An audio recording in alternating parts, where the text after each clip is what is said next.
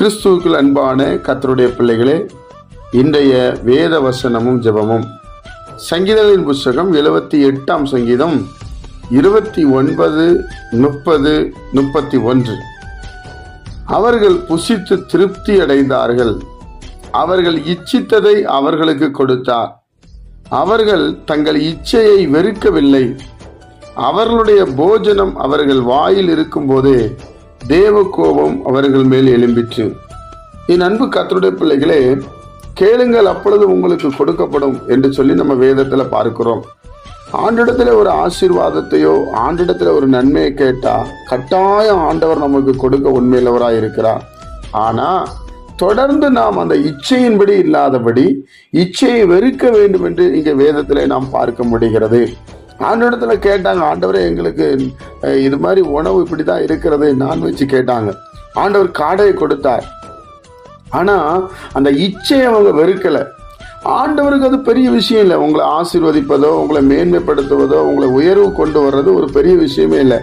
ஆனா அதெல்லாம் வந்தாலும் அதை காட்டிலும் நீங்க ஆண்டவர் மேல அன்பு வைத்திருக்க வேண்டும்.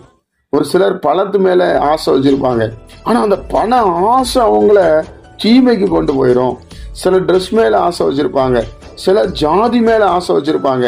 அதெல்லாம் நீங்க வெறுக்கணும்னு பைபிள் சொல்லுகிறது, வேதம் சொல்லுகிறது. அவர்கள் வெறுக்கவில்லை. எல்லா பொருளையும் அனுபவிக்க நமக்கு அதிகாரம் இருக்கு.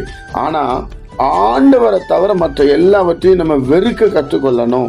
அது இல்லைன்னா இருக்க மாட்டேன், இந்த கார் இல்லைன்னா நான் இருக்க மாட்டேன், இந்த மாதிரி இல்லைன்னா நான் இருக்க மாட்டேன் என்று சொல்லக்கூடாது என்று வேதம் சொல்லுகிறது. அப்போ உங்க போஜனம் உங்க வாயில இருக்கும்போது தேவ கோபம் வந்துடும். ஏன்னா நான் இவ்வளவு செஞ்சிருக்கிறேன், ஜீவனை கொடுத்திருக்கிறேன், நான் ஜீவனை கொடுத்து இவங்களை மீட்டு இருக்கிறேன், இவங்களை இவ்வளவு ஆசீர்வதித்திருக்கிறேன்.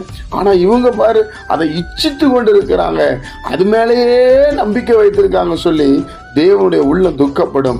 அதனால நம்ம அழிவுகளை சந்திக்க நேரிடும். அன்பு கர்த்தருடைய பிள்ளைகளே, அதனால நீங்க திருப்தியா சாப்பிடுங்க. சாப்பிட்டுட்டு ஆண்டவருக்கு ஸ்தோத்திரம் பண்ணி ஆண்டவரை மகிமைப்படுத்துங்க. மறுபடி இந்த காரியம் வரலையே, இன்னும் வரலையே, இன்னும் வரலையே, இன்னும் வாங்கலையே, அது வரலையே, இது வரலையே என்று சொல்லி தயவு செய்து சொல்லாதீங்க. அதை நினைக்காதீங்க. ஏற்ற நேரத்துல ஏற்ற வேலையில உங்களுக்கு எல்லாவற்றையும் தேவன் தர உண்மையுள்ளவராக இருக்கிறார். என் அன்பு கர்த்தருடைய பிள்ளைகளை, கர்த்தர் நம்மோடு பேசி கொண்டிருக்கிறார். இல்ல நீங்க ரொம்ப ஆண்டவர்கிட்ட கஷ்டப்பட்டு வாங்கினி நீங்க இச்சிட்டு வாங்கி அந்த இச்சையை வெறுக்கலைன்னா தேவ கோபம் நம்மகிட்ட வந்துடும். அது ஆசீர்வாதமா இருக்காது. அதனால கர்த்தருடைய பிள்ளைகள் நாம் இந்த வசனத்தின்படி வாழ அர்ப்பணிப்போம். கர்த்தர் நம்மளை ஆசீர்வதிப்பாராக. ஜெபிப்போமா? பிதாவே, உம்முடைய குமாரன் இயேசு கிறிஸ்துவின் நாமத்துல நாங்க வருகிறோம். உயிர்த்தெழுந்த ஆண்டோடைய வல்லமை இப்பொழுது இறங்கி வரட்டும். இந்த நேரத்தை எங்களுக்கு ஆசீர்வதித்து தாரும். இதை கேட்கிற ஒவ்வொரு பிள்ளைகள் மேலும் உடைய சமாதானமும் சந்தோஷமும் உண்டாகட்டும். எங்களை உம்முடைய நாமத்தினால எங்களை மேன்மைப்படுத்தும். இயேசுவின் மூலம் ஜெபிக்கிற நல்ல பிதாவே, ஆமென்.